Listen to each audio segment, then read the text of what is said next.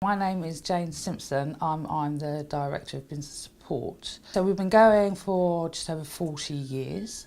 There's basically three strands to our work, and that is keeping a roof over people's head, helping people to stay safe, and helping people to be heard. We employ approximately 60 employees, and we've got about 120 volunteers working for us.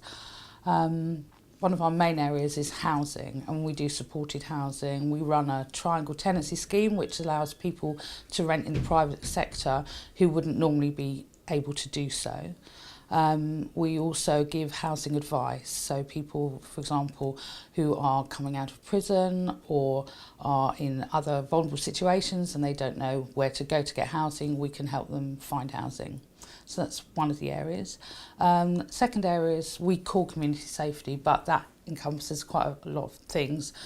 Projects such as domestic abuse work and some family support work we do. And then the last area, which is helping people to be heard, is advocacy, advice and guidance. We provide money advice and employment advice. Of course, I mean, one of the biggest problems with Suffolk is its rurality. Therefore, people find it difficult on low incomes to get around and access services, which is why a lot of our services are outreach, because not everybody lives in Ipswich or in Lowestoft. There's a lot of places, very in between, that people find it difficult to travel around. So the majority of our services are outreach. So we changed the model around. For example, with money advice, we don't have a bureau like others do, where people come to us, we go out to them, and that makes us quite different and quite unique. Suffolk itself has a lot of areas of deprivation.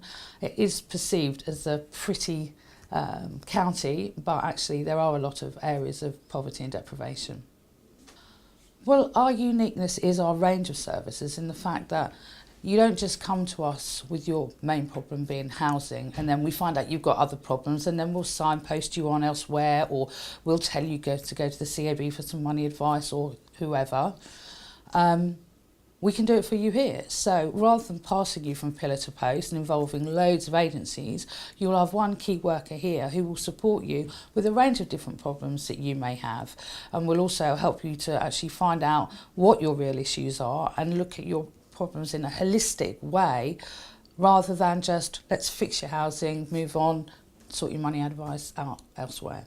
We can normally help you with whatever your problem is, and if we can't, we will support you to find the person who can help you. So it's not just, no, I'm sorry, we can't help, you've come to the wrong door. You've always come to the right door here. It's just that we may have to walk you to the next door.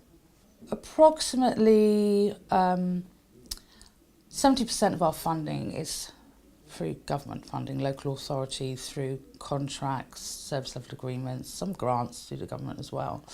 The rest of our money comes through our own fundraising or our own bidding into grant-giving organisations. So we're funded from the likes of Comic Relief, Esme Fairburn, Suffolk Community Foundation. There are lots of places where we get our funds from. It's quite tricky to manage all the different funding streams and making sure that we're accountable and transparent to absolutely everybody, but we balance it quite well. As well as covering Suffolk, which we mentioned, we also cover parts of Essex as well. Our biggest asset are our staff and our volunteers. They are committed, they are passionate about what they do, they really care, they're loyal, they're really hardworking, and they all are truly our biggest asset. Someone who's watching this video who doesn't know 100% about what how the charity sector works is that we're governed by a board of trustees who are also voluntary, and they take on an amazing amount of responsibility for this organisation and all the legal compliance and everything that goes with it on a voluntary basis, and we wouldn't exist without their support. I absolutely love my job, and one of the organisation's biggest achievements were we achieved Investors in People, which I know a lot of people have, but for a small organisation that was a really big thing.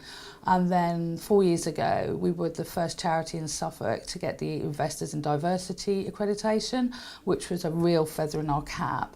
And this year we were voted 66 in the top 100 organisations in the country for our diversity values.